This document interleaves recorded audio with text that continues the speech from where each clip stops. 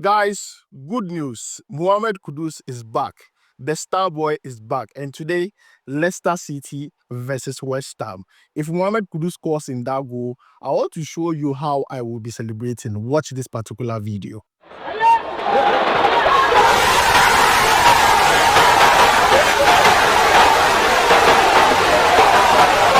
So guys, that was Stoneboy celebrating when Mohammed Kudus scored a goal last season against Newcastle United. Me, I will do times 6 of this. I have missed Mohammed Kudus. And guys, in today's video, you are going to take a look at what Julien Lopetegui said about Mohammed Kudus' return and also how the fans reacted to Mohammed Kudus returning back. See, I'm really excited. I'm going to give you every single update live here. We're also going to talk about Antoine Semenyo, Ayew, and a lot of updates. Please make sure to like, subscribe, and turn on notification. My name is Adam, and you are watching SportsCornerGH. So guys, quickly, let's jump into it. Now, Mohammed Kudus did not play 5 games for West Ham after his conduct in the game between West Ham and then Tottenham. We all know the story. But then, after he finished serving the ban, the suspension, West Ham started posting his pictures. Yesterday, they posted this one. People were happy, and then this morning they posted this one, and I'm like, no, my boy is back.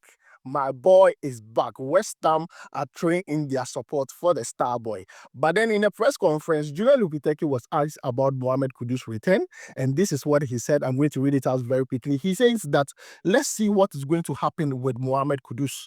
We are not going to talk about the lineup. It's true that he is now available after being out for a long time too.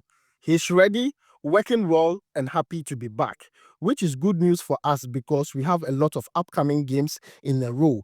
And it's a good thing we have as many options as possible for these games. And this is coming from Julien Lopetegui. See, the star boy is back. Even the coach, Ankasa, he said he is happy that Mohammed Kudus is back. So now there is options. I'm just happy. I'm just happy that Kudus is back. Honestly, I'm just happy. And after it was announced that Mohammed Kudus is now available for selection, the fans, guys, take a look at this particular screenshot. You see people saying, "Oh, you're welcome. Kudus is about to go crazy." Absolutely, Kudus is back. If we don't win today, we need a new coach. It's true.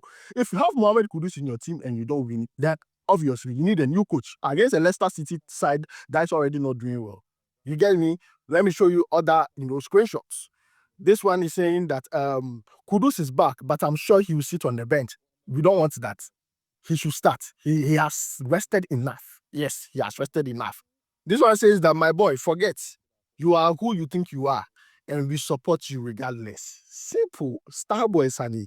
Kudus, we have missed you. So you see some of the reactions from the fans. Some of the screenshots have shown you how the fans have reacted to Mohammed Kudus returning back. But then let's talk about that game itself. Leicester City versus West Ham. Leicester City, there's Jordan Ayew who plays there, and they have a new coach, Ruud van Nistelrooy. If you really want to understand the history of teams getting new coaches, just know there's something called new manager bounce. When there's a new coach, every single player wants to perform very well. So this game is not going to be as easy as maybe most of us would make it seem. I believe that is going to be a cagey one. It could be a 1-1 draw or probably a 2-1 win to Leicester City. But what I want is I want West Ham to perform very well because they are going away. And Leicester City is playing at home with a new coach. So it's like the advantage is on the side of Leicester City. It's either going to be a draw game or a slim win for either West Ham or Leicester City. The goal difference will just be 1. You are not going to see a very very big scoreline like maybe a 4-0. No, I don't think so. This is going to be very, very cagey, a very close game.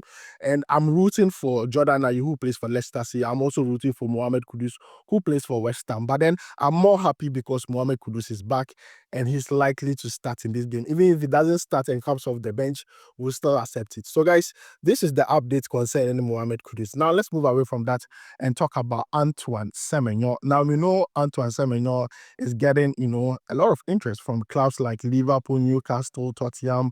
All these clubs are interested in Antoine Semenyo because of what he has been doing with Bournemouth. Even this season, he has scored 4 goals and given 1 assist so far.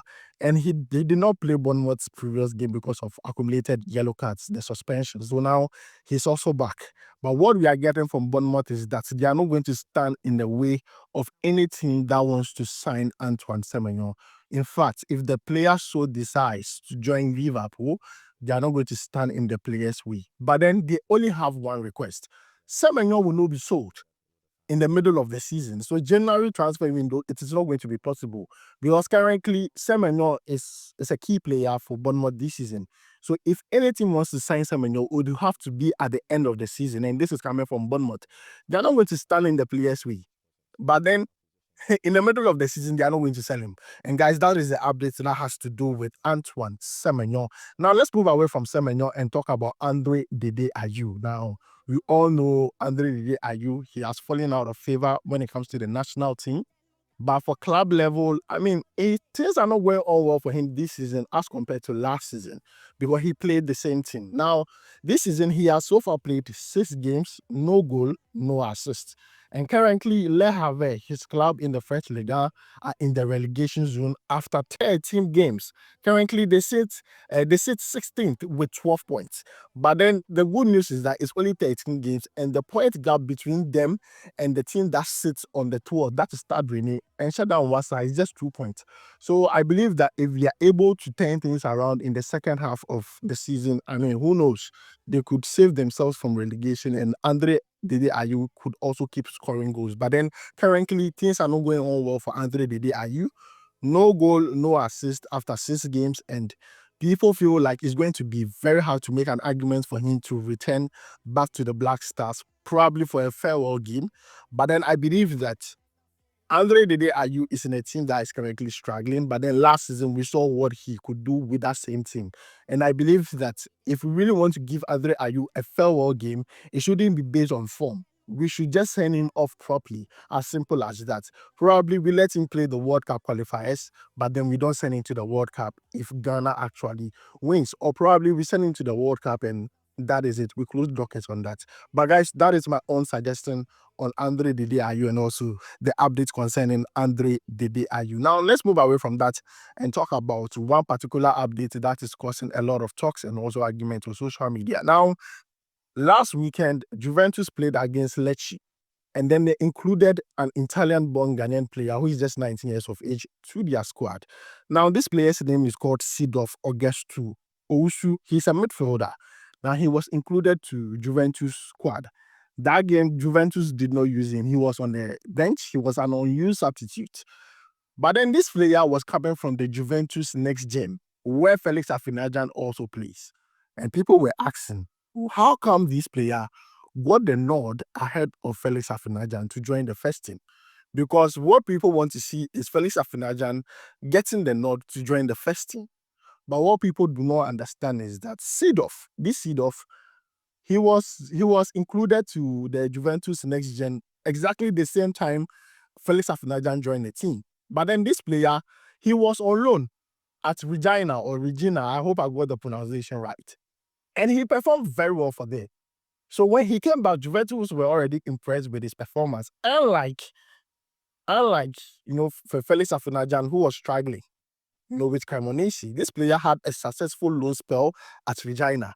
Now, not only that, this season he has performed very well for Juventus next gen. Unlike Felix Afinajan, who performed very well at the beginning and then his performance dropped.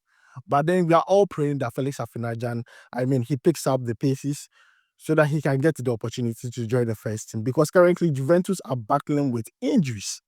This is the time you really need to perform very well so that when the opportunity rises, you can just join the team. But then, guys, this is the update. 19-year-old Italian-born Ghanaian, player called Seedorf Augusto Owusu was included to Juventus first team when they played over the weekend against Lecce. And people are saying, where is Felix Afinajan?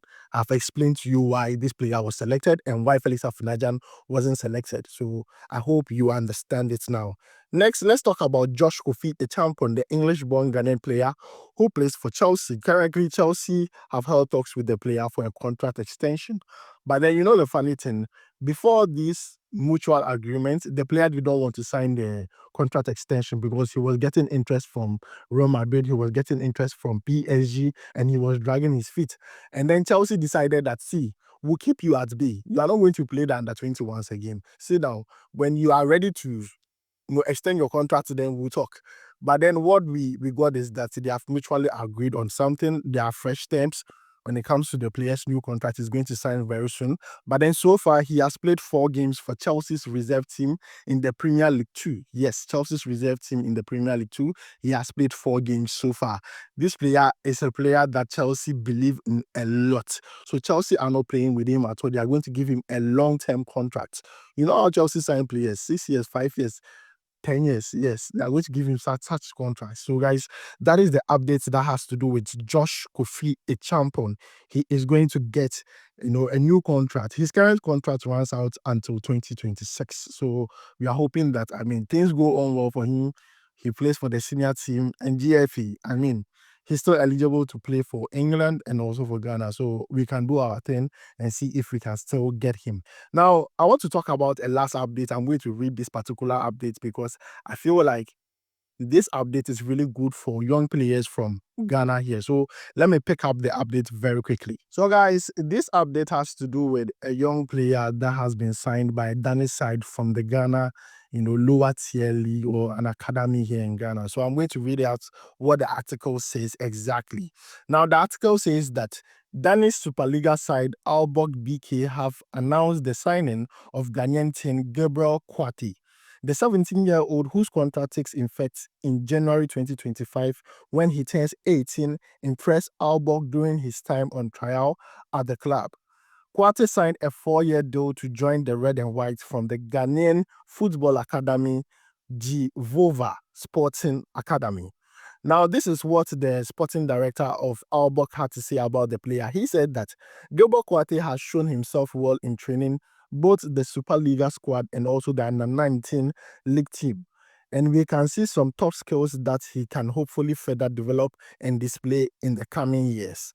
Now, this is what he added. He says that as a player, Gilbert is fast and mobile, and he's also skilled on one-on-one and can finish with both feet, that is left and also on right. He also added that at the same time, he is an aggressive pressure player and already knows European culture after a stay in England, where he has, among other things, acquired fine language skills. Kwate would begin his career at the club with the under-19s as he continues with his development. So, guys, this is the update concerning Gabriel Kwate, who has joined Danish Superliga side Aalborg BK. Now, the reason why I decided to read this is because I don't know the player and I don't know much about what is going on with the player. But then this is what I have to say about this. Young players from Ghana here are getting opportunities the older generation did not have. The older generation, by the time they leave Ghana here, they are all old. Some of them are 25, 27, but now that is not the case. You see a 16-year-old leaving Ghana to abroad to go and play. 15, 13. This is really good. This is really good for the development. This kind of show you the signs that the Black Stars in a few years is going to look a bit different. We are going to get players that have both, the African and Ghanaian culture and also mixed with the European football culture, all mixed together coming into the Black Star squad. So we don't have to always go in and, no, we have players that have been in Ghana, played in Ghana when they were young and until they left. So they understand the system and this is really good. I'm really happy for the player. I'm going to keep tabs on him. As I said in the beginning, I don't actually know him. But then it is an update that I believe is going to inspire a lot of people, a lot of young ones coming up with the intention of also playing football. So guys, this is why I end today's video. Let me know your thoughts about it. And after the game between Leicester City and West Ham, we'll come here talk about the performances of Jordan Ayew and also Mohammed Kudus live here. Thanks for joining me. My name is Adam. I'll make sure to see you in the next one. Charlie, we go vibe.